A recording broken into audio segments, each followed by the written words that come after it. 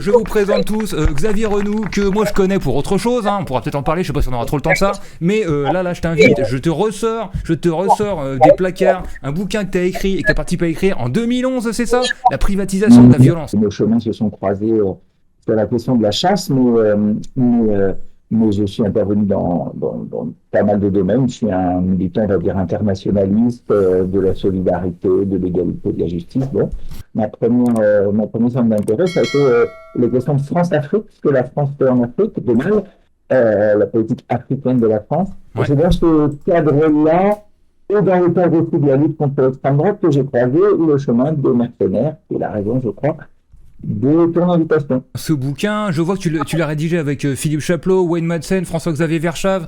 Comment tu les as rencontrés? François-Xavier Verschaff, c'est un grand monsieur qui est décédé malheureusement depuis quelques Ah, années, ok. puisqu'il a été d'abord un citoyen. Bon, c'était un économiste, c'était pas entre guillemets n'importe qui, mais c'était quand même un citoyen lambda qui à un moment s'est dit, mais après tout, la faim dans le monde, c'est un problème économique dont on a les solutions. Donc, il faut obtenir une loi pour que la France consacre un certain nombre de financements et de projets véritablement efficaces. C'était pas de l'humanitaire, il voulait aller au-delà. Mhm. Il voulait une loi pour empêcher que l'on ait faim en France et dans un certain nombre de territoires où la France pouvait exercer une influence. Il a essayé de faire voter une telle loi au Parlement. Il était vraiment naïf. Il disait, bah, apparemment, tout le monde est d'accord pour dire qu'effectivement, avec telle et telle solution, on pourrait résoudre le problème de la faim pas dans le monde complètement, mais dans beaucoup de territoires. Mhm. La France en a les moyens, peut le faire, ça lui coûtera pas beaucoup, etc. Ça rencontre le soutien de tout le monde, donc c'est bon, c'est gagné. Sauf qu'en fait, la loi en question, soutenue pourtant par tous les groupes politiques, eh bien, elle n'a jamais été inscrite à l'ordre du jour de l'Assemblée nationale. Elle n'a jamais fait l'objet d'un vote. Et là, il s'est dit, mais c'est pas possible. Il a fait du lobbying, il est allé voir toute la terre pour essayer de débloquer et essayer de comprendre, et puis s'est aperçu en fait qu'il y avait une volonté de ne pas résoudre ce Ouais. problème, parce que le résoudre exigeait de changer de fusil d'épaule sur le soutien à un certain nombre de régimes, sur le soutien à la politique d'un certain nombre d'entreprises, y compris françaises, etc. Et c'est là qu'il s'est intéressé davantage à ce que la France faisait en Afrique. Est-ce qu'elle était là vraiment pour aider? Est-ce qu'elle fournissait vraiment des capitaux qui allaient aux gens qui en avaient vraiment besoin ou aux Mhm. gouvernements soucieux du bien public? Puis elle s'est aperçue qu'en fait, c'était une sorte de régime de corruption et de pillage des ressources naturelles, donc un régime néocolonial. Il a commencé à étudier, à rechercher, à théoriser un peu ça. Et il a créé une association pour pour populariser le terme de France-Afrique et informer sur la nature réelle de ce que la France faisait en Afrique. Qui correspond évidemment pas du tout à ce qu'on nous raconte tous les jours. Tous Bien les sûr. jours, on nous dit que nos braves soldats combattent le djihad, renforcent des régimes tout à fait acceptables, etc.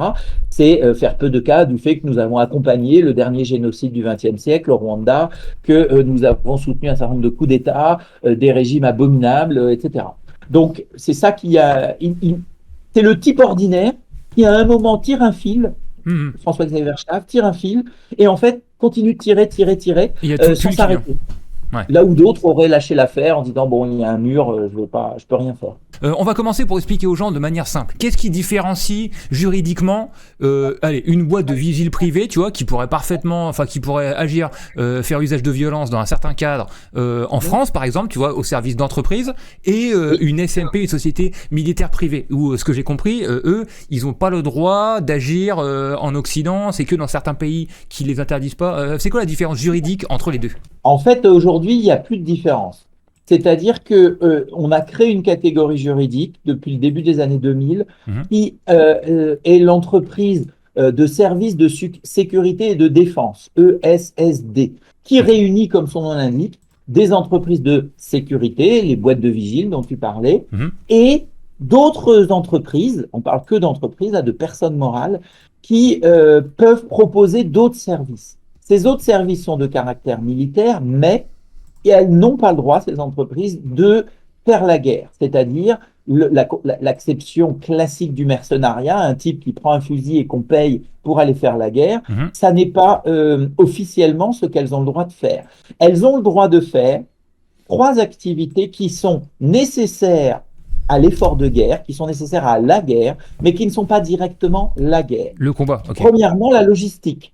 Si vous envoyez une armée en campagne, c'est-à-dire faire la guerre, vous avez besoin d'essence, vous avez besoin de véhicules, vous avez donc besoin de mécaniciens pour réparer les véhicules, vous avez peut-être besoin d'ingénieurs qui vous ont vendu les armes et qui vont vous assurer que les soldats sachent s'en servir, donc apprennent à s'en servir, que vous puissiez assurer le service après-vente, la fourniture de munitions, etc. Vous avez besoin de gens pour construire la base, avec les lits, avec les douches, avec le réfectoire, pour que les soldats puissent dormir après la bagarre, Ok. etc., etc. L'infrastructure de la ça, guerre, la logistique de la guerre. C'est de la logistique de base. Ça, traditionnellement, c'est les armées qui le fournissaient. Et puis, les Américains ont commencé à privatiser cette fonction-là, en Irak en particulier, quand ils ont convaincu des entreprises de gérer ces aspects-là. Sauf que au début, l'entreprise, il faut un plombier pour installer des douches. Elle recrute un plombier aux États-Unis, un plombier ordinaire, donc un artisan, et elle lui dit: est-ce que tu veux gagner 1 000 € par jour?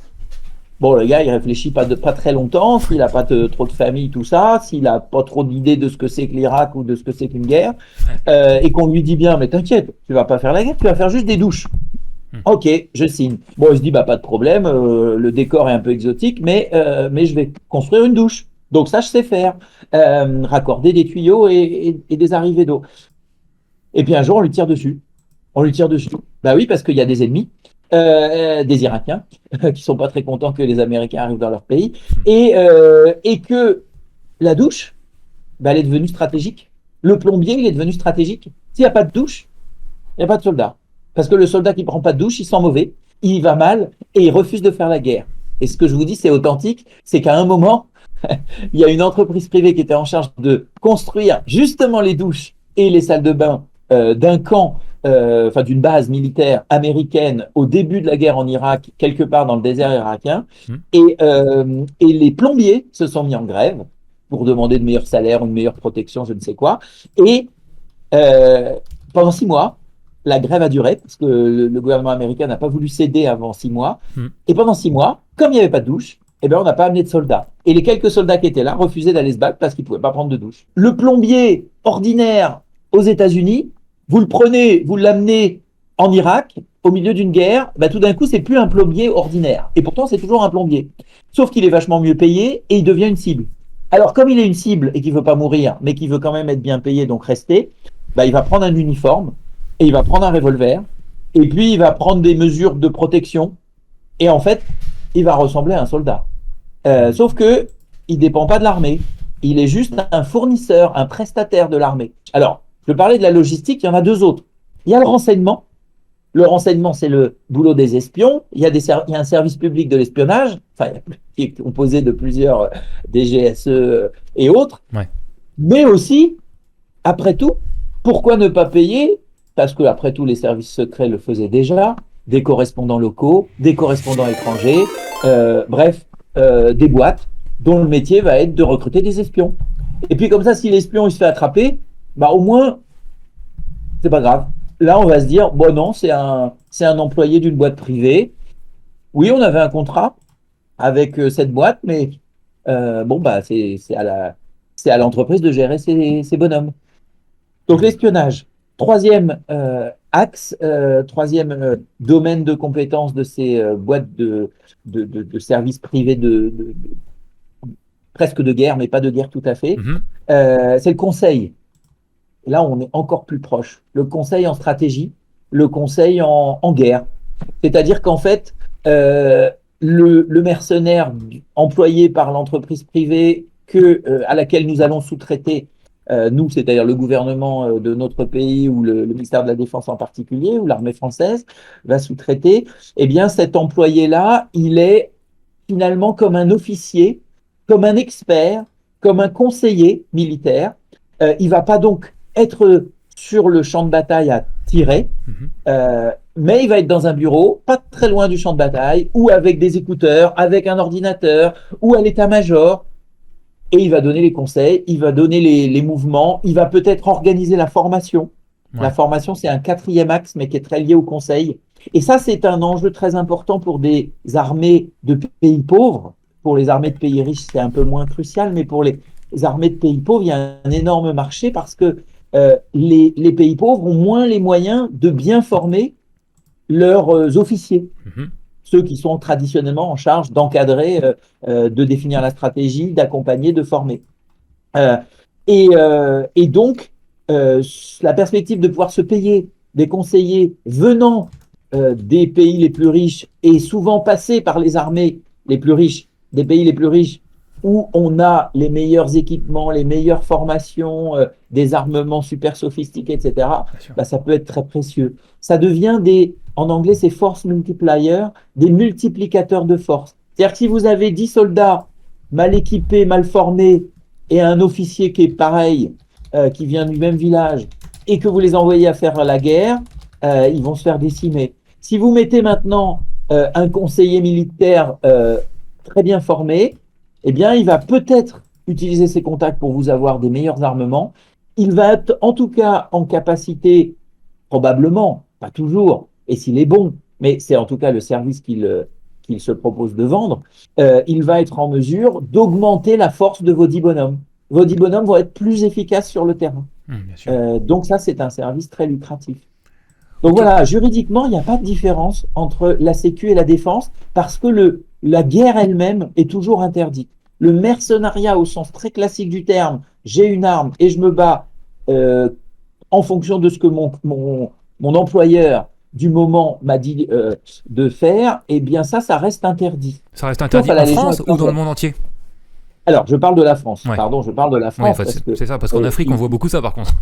En Afrique, on voit beaucoup ça. Et la France, elle a ce double jeu, ce double discours de dire de temps en temps, en quelque sorte, de fermer les yeux quand c'est ses gouvernements amis qui utilisent des mercenaires. Et à l'inverse, quand c'est pas le gouvernement ami, de se dire oh là là, c'est un sale gouvernement, regardez, ils utilisent des mercenaires, c'est horrible, il faut qu'on envoie nos soldats. Donc on va utiliser le prétexte du mercenariat parfois pour envoyer nos soldats, mais quand on veut du mercenariat sans que ça serve justement de repoussoir, eh ben on fait appel à des entreprises avec des gens en cravate qui, eux, vont vous vendre un service qui ne va pas être tout à fait du mercenariat. Donc, on conviendra qu'on ne l'appellera pas du mercenariat et ça passera. Jusqu'à 2003, il n'y avait que des entreprises de sécurité qui pouvaient intervenir en France pour sécuriser des lieux ou des personnes, et rien d'autre. Le reste, c'était du mercenariat. Officiellement, ça n'existait pas ou c'était pas nous. Même quand Bob Denard était régulièrement employé par nos services, officiellement, ça n'avait rien à voir avec nous. Quand on a vu que tout le monde s'y mettait et que ça pouvait être très intéressant, pour plusieurs raisons, il y en a une importante que je n'ai pas dite encore, eh bien, on a encouragé la création d'entreprises de mercenariat, qu'on n'appelle donc pas comme ça, et on a créé ce statut qui englobe toutes les entreprises qui proposent des services de sécurité et aussi des choses, comme je le disais, logistique, conseil. Dans le livre, vous dites beaucoup que les SMP font totalement en fait partie de l'appareil militaire des pays impérialistes en fait. Et même si c'est pas directement, ça fait pas directement partie des armées des États-Unis, du Royaume-Uni, de France, elles sont totalement intégrées dans ce paysage-là et dans cet appareil, et que les dirigeants et les propriétaires de ces SMP, par exemple, font partie de l'establishment militaire, ont des contacts partout, et que jamais en fait ils ne jouent contre les intérêts de leur propre pays. Est-ce que tu peux nous citer certains exemples de SMP comme ça? Le principe, en fait, l'intérêt important, l'autre intérêt important, à part faire de l'argent, de cette privatisation d'activités proches de la guerre. Pour l'État, quel est l'intérêt de faire appel à une entreprise pour payer plus cher des choses qu'il faisait jusque-là lui-même avec son armée? L'armée française, elle avait des plombiers, elle avait des mécanos, elle avait tout ce qu'il fallait. Elle avait bien sûr des espions, elle avait des formateurs. Bon. Elle n'avait pas besoin du secteur privé. À quoi peut lui servir le secteur privé? Là, ça permet de faire du travail que l'on peut éventuellement nier avoir demandé. C'est-à-dire que le contrat qu'on va passer, ça oblige à passer un contrat puisqu'il s'agit d'une entreprise et que théoriquement c'est légal. Mais ce contrat, il est protégé éventuellement par le secret défense et en plus, de toute façon, par le secret commercial. Et le secret commercial, c'est pas facile non plus à lever. Ça veut dire que vous pourrez dire, ah non mais attendez, ils ont torturé des prisonniers, mais jamais je leur ai demandé ça. Moi, je leur ai demandé de sécuriser une zone. S'ils ont torturé des prisonniers, ça n'est absolument pas ce que je leur ai demandé de faire. Ça n'a rien à voir avec nous et je le condamne fermement. D'accord, Sauf ok. qu'en fait, là, c'est pareil que dans le BTP. Vous savez, dans le BTP, vous avez les grands acteurs, Bouygues, Kaufmann, qui vous font les pavillons, les ponts, les maisons, les appartements. Bon, ils ont affaire en général beaucoup avec de la commande publique, notamment pour les ponts, les routes, d'autres infrastructures, les bâtiments publics. Et il y a beaucoup d'argent à faire, mais quand même, la tendance est forcément, avec la mise en concurrence, à faire baisser les coûts. Mhm. Donc, vous allez avoir, par exemple, Bouygues qui va accepter de construire un hôpital à bas coût, sauf que à ce prix-là, il ne gagne pas grand-chose. Donc, il va sous-traiter à une boîte du bâtiment qui, elle, n'aurait jamais eu le marché parce qu'elle n'a pas bonne réputation, parce qu'elle existe depuis 6 mois et parce qu'elle emploie des sans-papiers. Mais du coup, elle est beaucoup moins chère. Donc, Bouygues, il va prendre le marché pas cher de l'État, il va diviser par deux le prix et il va le sous-traiter à une boîte qui, elle, va se contenter de la moitié de la somme parce que elle va pas respecter les consignes de sécurité, elle va faire travailler 24 heures sur 24 les mecs, elle va les prendre sans papier, donc sous-payés. Il y en a peut-être un qui va mourir sur le chantier. Et si ça tourne au vinaigre, eh ben, ils vont planter la boîte et le patron va se barrer, concrètement. Mhm. Et 6 mois plus tard, c'est sa femme qui rouvrira la même boîte, mais officiellement, ce ne sera pas lui. Mhm. Ça permet ça, la sous-traitance. Dans le bâtiment, on parle de la sous-traitance en cascade, qui permet donc de baisser les coûts et de faire des choses en dehors du cadre légal.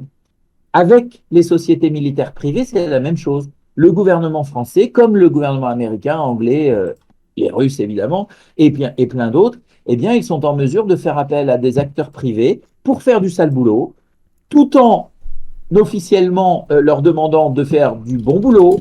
Et si ça tourne vinaigre, eh bien, ils diront ah, mais ça n'est pas du tout ce qu'on leur a demandé. Voilà, ça, c'est l'histoire d'Abu Ghraib.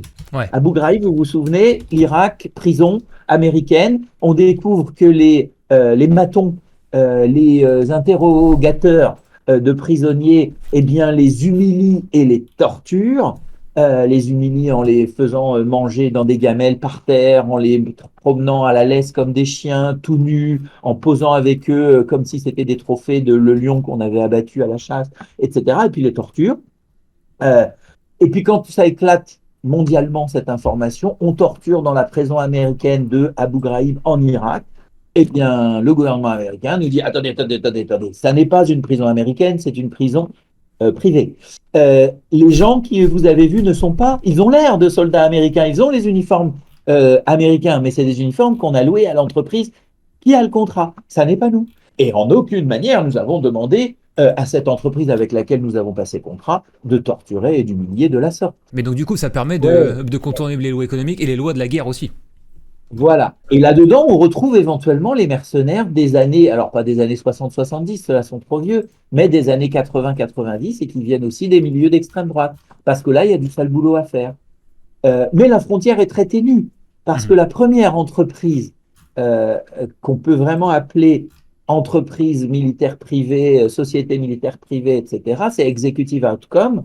C'est une entreprise qui, à ce moment-là, est sud-africaine, née de l'Afrique du Sud au moment du changement, quand l'apartheid tombe et que la démocratie advient, avec l'élection de Mandela en 94. Eh Mhm. bien, il y a des anciens soldats et officiers, et surtout des gens un peu mieux formés de l'armée de l'apartheid, qui refusent de travailler pour un gouvernement démocratique, donc noir, et donc éventuellement un peu de gauche, un peu social, etc., comme l'a été le mandat comment, Mandela. Mhm. Et donc ces gens-là, ils se disent, bah, là maintenant, puisqu'on n'a plus vraiment de pays, c'est pas notre pays, on se reconnaît pas dans notre pays, bah, on va aller vendre ce qu'on sait faire à qui veut bien nous payer. Sauf que on va le faire proprement, on va se donner les moyens en créant une entreprise qui va nous permettre d'avoir accès à des capitaux, qui eux-mêmes vont nous permettre d'avoir accès à des armements dignes de ce nom, et donc de gagner des guerres, parce que là, il s'agit vraiment de faire la guerre. Au Sierra Leone, à côté le Libéria, et puis dans d'autres pays de l'Afrique centrale cette fois, et avec des armements qui font la différence, qui fait en mettant quelques dizaines de bonhommes très bien formés avec les bons armements, on peut vaincre quelques centaines de soldats mal équipés, mal entraînés du De pays l'armée régulière. du coin et sécuriser l'accès aux mines de diamants, par exemple. Et puis, au passage, on va se payer avec une partie de la production de ces mines. On dirait que les clients principaux de ces boîtes-là, c'est les États, en fait. Est-ce que c'est possible, et là, je te pose la question de manière large, est-ce que c'est possible que on ait des entreprises qui se fassent la guerre entre elles sur le terrain physique, alors dans des pays où c'est pas interdit? Sans passer par les États, non. C'est-à-dire que toutes les grosses entreprises extractivistes, celles qui gèrent des mines, elles protègent leurs installations. En général, il y a contestation par une partie de la population qui crève de faim en général et voudrait bien sa part du gâteau et va éventuellement être armée par un autre pays. Il y a toujours des pays derrière. À ce jour, il n'y a pas d'entreprise en capacité, même les firmes multinationales. Bolloré, qui est très puissant en Afrique, il est clairement dépendant de l'État français. Il a sa milice pour protéger ses plantations de caoutchouc ou ses ports. Donc on est sur à la fois du vigile, un peu plus que du vigile sur les zones rurales parce que régulièrement il y a des grèves, il y a des manifestations, les gens veulent des choses, donc on met des gardes armés, mais c'est pas la guerre, hein. Il en est un exemple. Dans d'autres régions c'est plus chaud évidemment.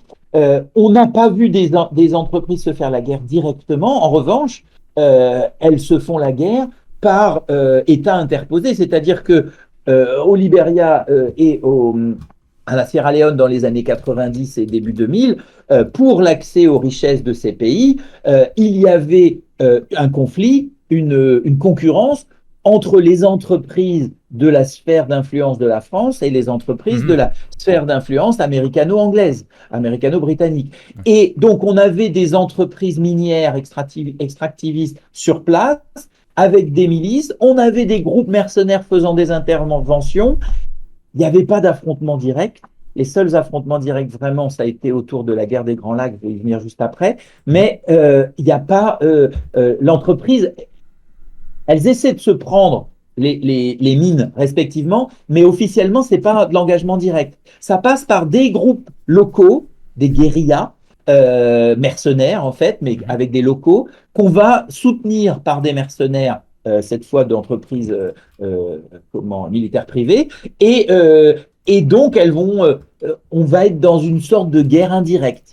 Mais on n'est pas loin, effectivement. Je voulais parler de la guerre des Grands Lacs parce qu'à la suite du génocide des Tutsis du Rwanda en 1994, l'appareil génocidaire et une partie de la population Hutu, donc de l'ethnie majoritaire, dont une partie des élites extrémistes avait organisé la destruction de la minorité Tutsi, eh bien, sont chassés du Rwanda et se réfugient au Congo et se réorganisent sous la forme d'une armée et d'unités d'armes qui vont tenter de reprendre le pouvoir au Rwanda et échouer.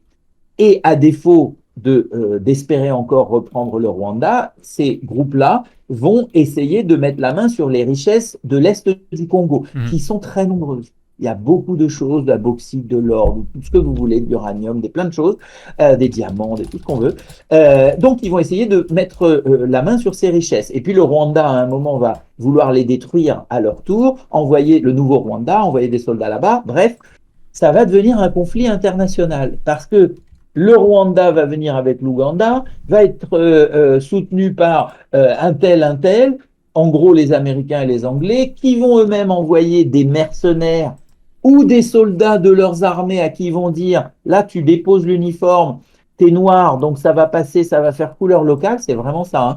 Et tu vas adopter un uniforme local, on dira pas que t'es américain, et puis si t'es blessé, tu essaies de pas montrer que t'es américain. Et les Français vont faire pareil. Et donc là, on va avoir une quinzaine de pays. L'Égypte va envoyer aussi des troupes, l'Angola, le Zimbabwe, etc. J'en parle avec un petit sourire, mais c'est affreux parce qu'on va aller sur 3 millions de morts, hein, quand même. Donc c'est une sorte de guerre mondiale, parce que 15 pays sur plusieurs continents, puisqu'il y a l'Europe, les États-Unis et l'Afrique, ça commence à devenir une guerre internationale. Au même titre peut-être que la Première Guerre mondiale, qui était surtout européenne, et 3 millions de morts, on est bien dans quelque chose de gigantesque, qui ne s'est jamais vraiment terminé, puisque vous le savez, cette zone-là est toujours en guerre, mais on ne peut plus parler d'un conflit mondial aujourd'hui. À ce moment-là, en tout cas, des soldats américains ont servi de mercenaires, des soldats français ou des mercenaires français, des employés de sociétés militaires privées ont été employés par la France ou par ses alliés là-bas, et donc des Américains ont tué des Français ont tué des Américains. Et les cadavres se sont remis, il y a des anecdotes des militaires qui ont parlé, qui ont dit on a ramené le corps du soldat noir américain sur les marches de l'ambassade des États-Unis au Congo pour leur dire on a bien compris qui on venait de tuer.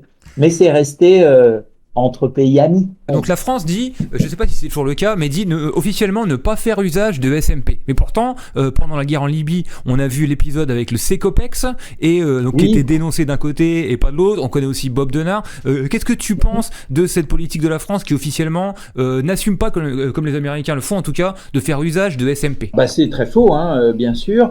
Ça fait longtemps qu'on a fait dans la même logique néolibérale, impérialiste des grandes puissances mondiales, on a compris, nos élites, ont compris l'importance, l'utilité d'un mercenariat, ça fait très longtemps, mais d'un mercenariat qui a accès à une meilleure formation, une meilleure main-d'œuvre, un meilleur armement, donc la capacité que seule une entreprise peut proposer. Pas juste des mecs qu'on recrute, encore une fois, dans un bar louche. Donc, ça fait longtemps que l'envie était là, que l'on essayait de le faire, mais comme personne ne le faisait, il fallait pas se faire prendre, donc on le faisait pas vraiment, on le faisait pas bien. C'est un peu Paul Baril. Paul Baril est un des premiers, un des pionniers, mais c'est pas encore vraiment, c'est pas encore dans l'air du temps, on va dire. Donc, personne ne l'assumant, on va prendre des pincettes avec lui. Avec l'arrivée de la CECOPEX, on est au moment, c'est sous Sarkozy, je crois, où avec Michel Alliot-Marie qui est à la Défense, c'est le moment où justement on crée le statut des entreprises de sécurité et de services de défense, où on essaie de légaliser une partie des tâches mercenaires, mais pas la guerre elle-même. C'est le moment où la France se rallie à la tendance américaine et britannique, initiée quelques années plus tôt, et puis sud-africaine, mais les Sud-Africains, c'est vraiment l'entreprise pionnière, mais le gros commanditaire, c'est bien sûr les États-Unis. Tu l'as dit, Northbridge Service Group, il y avait MPRI, bien sûr, MPRI, il y a DynCorp, Halliburton, voilà, les énormes entreprises de gestion de mines, de gestion de pétrole. Elles savaient faire de la logistique, elles savaient construire des choses, organiser des transports. Elles avaient besoin en plus de sécuriser leurs lieux. Elles allaient souvent dans des pays en guerre donc le gouvernement voulait sa part et éventuellement de l'aide militaire pour continuer de rester au pouvoir et donc continuer de leur laisser l'accès au pétrole, par exemple. Donc, elles se sont militarisées. Et là, le gouvernement américain les a encouragées à le faire. Le gouvernement britannique faisait de même avec ses propres entreprises et la France s'y est ralliée. Mais en France, c'est vrai que c'est moins assumé. La CECOPEX a voulu être la première entreprise qui assume. Et résultat, ils se sont pris un certain nombre de claques parce qu'à ce moment-là, le gouvernement était très timide. Tout le monde dans l'armée française n'est pas non plus très favorable à ça. Parce que, comme tout service public, il n'est pas favorable nécessairement à être mis en concurrence avec le privé. Il y a des militaires qui voient bien le risque sécuritaire que je mentionnais au début avec le plombier qui travaille un jour chez les Américains, puis le lendemain chez les Irakiens, pourquoi pas. C'est pas forcément aussi caricatural, mais parce qu'il aurait des problèmes, les Américains étant quand même plus puissants, il l'arrêterait et puis le mettrait en prison. Mais par contre, c'est possible entre pays amis. Et je vous disais tout à l'heure que la France et les États-Unis, tout en étant amis, ont pu quand même se faire des sales coups militaires autour des Grands Lacs en Afrique il y a quelques années. On peut imaginer beaucoup d'espionnage. Et d'ailleurs, les affaires Julian Assange et puis Snowden montrent bien que toute l'Europe est espionnée par les États-Unis tout en étant l'ami des États-Unis. Donc, avoir des contractors, des employés privés à qui on délègue des missions régaliennes comme la défense, comme le renseignement, la formation, le maniement d'armements sophistiqués, le conseil militaire, c'est prendre le risque que ces gens-là, ok, ils vont nous aider, ils vont aider notre pays pendant un temps, mais ils vont aussi apprendre de notre pays, apprendre de ce que nous faisons, apprendre de comment nous nous y prenons, et puis du coup pouvoir le revendre à un pays ami. Comme ça, ils n'auront pas la certitude qu'on les mettra en prison ensuite. Ils iront se vendre aux États-Unis s'ils ont travaillé pour la France. Les Américains seront ravis de les payer mieux pour qu'ils leur disent un peu comment ça fonctionne à l'intérieur de l'état-major français, par exemple, ou à l'intérieur de la DGSE, ou à l'intérieur de je sais pas quoi. Voilà. Ça explique les réticences qu'il peut y avoir au sein de l'armée, et aussi donc le rôle qu'a joué Blasé Kopecz, un petit peu en avance sur leur temps, on dirait. Alors, au moment, oui, c'est ça. Mais aujourd'hui, c'est plutôt Géos. Mais c'est vrai qu'en France, il y a c'est pas assez assumé. Enfin, tant mieux, parce que moi, je suis pas contre. Donc je vais pas plaider pour ça, mais je veux dire, manifestement, ils n'assument pas nos autorités, nos politiques, et donc ils le font, mais en demandant à tous les acteurs de rester discrets. Résultat, on les connaît moins, et du coup, ils ont accès à moins de capitaux, ils font un peu moins qu'en Amérique, où je crois le ministère de la Défense a 700 000 prestataires privés chaque année qui interviennent pour lui. Donc 700 000, on n'est pas du tout dans la même catégorie. Et là-dedans, il y en a un bon paquet qui sont sur des théâtres d'opérations extérieures où la guerre est pas loin et où on est quand même très proche du mercenariat. Tu te souviens, la Côte d'Ivoire, Gbagbo, et à un moment donné, donc il y avait Gbagbo qui était aux prises avec, donc si je me souviens bien, on a fait une émission spéciale là-dessus, qui était aux prises avec une rébellion armée, celle de Guillaume Soro dans le nord du pays, et la France avait une base dans le coin. L'armée ivoirienne avait délégué son aviation, en tout cas, à un mercenaire biélorusse assez louche, qui avait bombardé une base française. Il y avait eu des morts dans l'armée française. Ouverture du procès du bombardement de Bouaké près de 17 ans après les faits. 9 militaires français et un civil américain y avaient été tués. Les avions étaient pilotés par des mercenaires biélorusses et des copilotes ivoiriens. L'armée française, donc s'était servi de ce prétexte pour entrer en guerre contre Gbagbo. Et après, Michel Alliot-Marie et les autres ministres de l'époque avaient été carrément mis en examen parce qu'ils avaient fait exfiltrer ce mercenaire biélorusse qui avait tué les soldats français. Je raconte ça de manière un petit peu brouillonne. Toi qui as étudié l'impérialisme français à cette époque-là, à cet endroit-là, au même moment, qu'est-ce que tu sais de ça? Qu'est-ce que tu peux nous en dire? Il y a les mercenaires qui servent à faire des sales coups pour défendre les intérêts de la France, en tout cas des élites néolibérales, et il y a les mercenaires qui servent de repoussoir.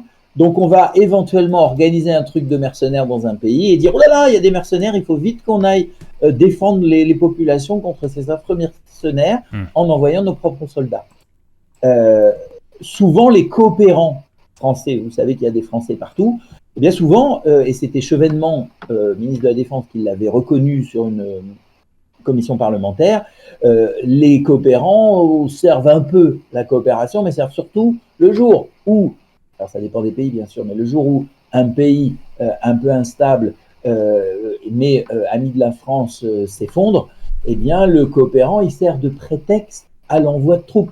C'est-à-dire que pour sauver nos malheureux coopérants et permettre leur évacuation, blabla, eh bien, on va envoyer notre armée pour sécuriser. Et puis, les coopérants vont partir et puis nos soldats vont rester. Bon.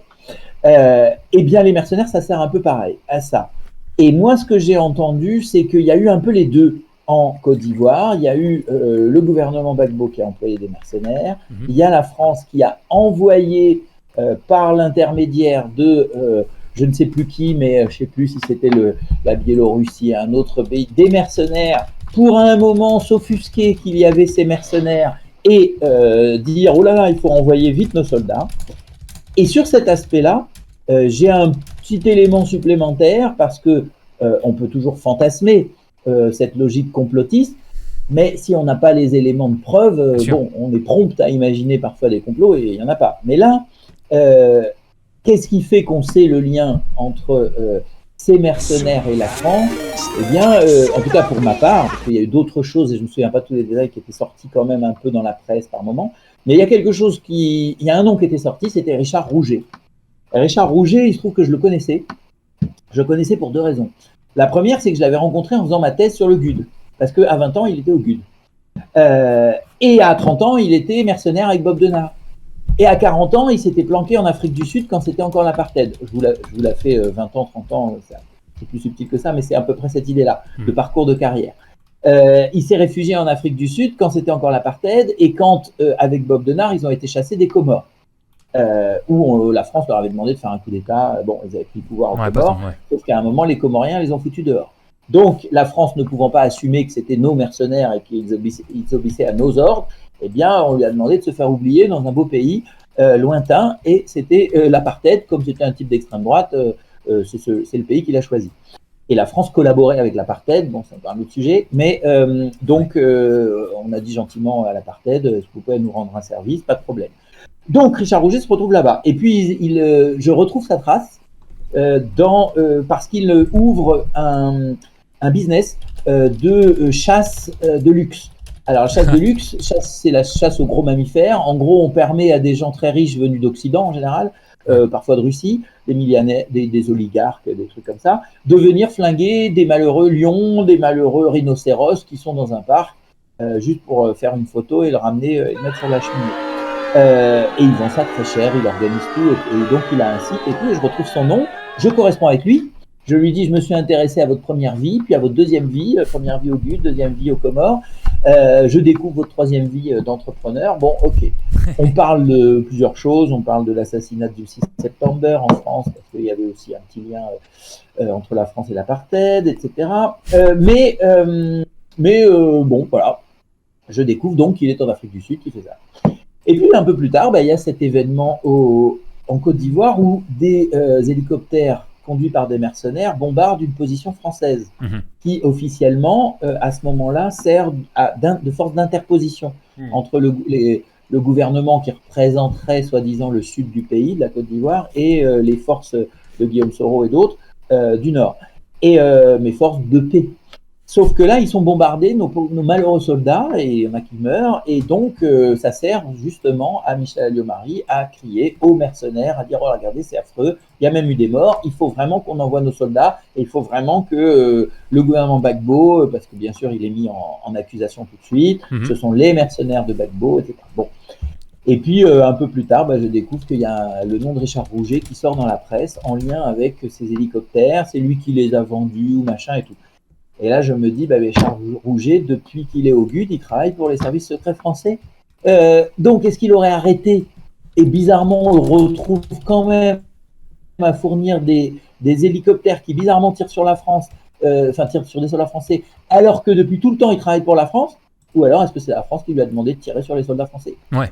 Puisque derrière, il y a un discours indigné qui permet de justifier l'envoi de bien plus de soldats et surtout l'éviction à terme de Gbagbo.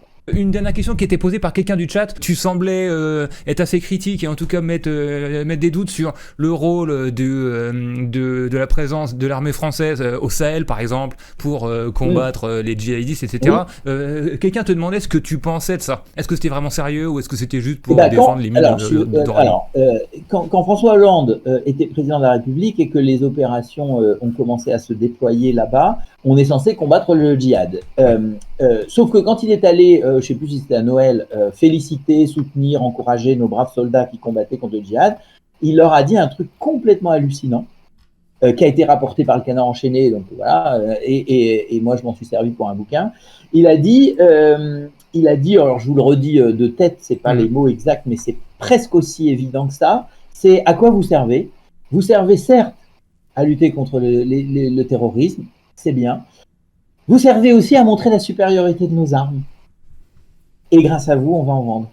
Une vitrine. La France-Afrique, c'est un régime de corruption et de pillage, ça crée la pauvreté, logique. Et ça crée la frustration des populations. Donc les populations, quand elles sont dirigées par des dictateurs et qu'elles ont faim et qu'elles voient leur richesse pillée et que la France en est la complice ou le grand chef d'orchestre, la France n'est pas le chef d'orchestre dans tous les pays où il y a ça, mais dans les zones francophones, évidemment, c'est le cas, eh bien, elle a envie de chasser la France, et chasser son gouvernement de dictateur, etc. Et donc, en général, les gens, ils essayent démocratiquement, on leur tire dessus, on les tape, on les tue, on les torture dans les commissariats. Donc, au bout d'un moment, il y a une partie des gens qui prennent les armes. Traditionnellement, ils prenaient les armes, ils faisaient des mouvements communistes, ou autonomistes, indépendantistes, comme les Touaregs, ça c'est encore aujourd'hui, et puis il y en a maintenant qui se tournent vers un islam radical parce que derrière, il y a des puissances, notamment du Moyen-Orient, qui leur proposent des armements si ils se convertissent ou fassent semblant de se convertir ou se la jouent djihadistes, etc. Ouais. Et résultat, même des pays amis comme l'Arabie Saoudite et d'autres de l'Occident, eh bien, se retrouvent régulièrement à soutenir des groupes terroristes qui sont ennemis de l'Occident. C'est toujours les meilleurs ennemis du monde. Enfin bon, c'est toujours l'argent. Et ces gens-là ne se font jamais la guerre directement et ils se tapent comment sur l'épaule dans les palaces, mais derrière, ils arment des gens qui s'entretuent sur le terrain pour leurs intérêts. Et donc, dans le Sahel, bah, on a plein de matières premières très intéressantes. On a effectivement la menace soviétique, elle est partie. Pendant très longtemps, c'est ça qui structurait la géopolitique africaine, c'est que tous les pays occidentaux étaient là pour empêcher que ce soit l'URSS qui mette la main sur les richesses. Quand elle est partie, il y a eu le conflit entre le camp britannique et américain d'une part et le camp français de l'autre. Et puis maintenant, il y a deux nouveaux acteurs, la Russie et la Chine, qui viennent prendre des parts à la France. Donc maintenant, l'impérialisme russe, l'impérialisme chinois, alors qui fonctionnent pas de la même façon du tout, mais en tout cas qui obtiennent les mêmes résultats, sont en train de chasser la France. Et les États-Unis et l'Angleterre sont pas non plus en position de grande force.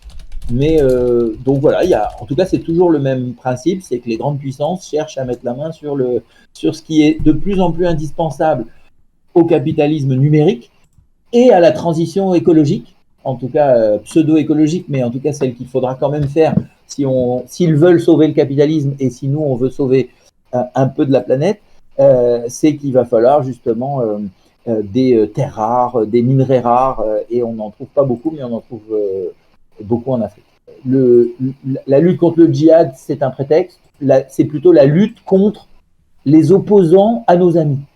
Ils sont djihadistes, oui. Quand ils sont pas djihadistes et qu'ils sont touaregs, on les met dans le même sac. Ouais. Et s'ils étaient démocrates ou communistes ou j'en sais rien, on les mettrait dans le même sac quand même. Le but du jeu, c'est que nos amis restent au pouvoir et continuent de nous donner leurs richesses pour pas cher en échange d'un petit billet par-ci par-là. En fait, c'est une question de maintien de l'ordre occidental sur ce qu'ils considèrent leur précaré, en fait, et quels que soient les ennemis. Exactement.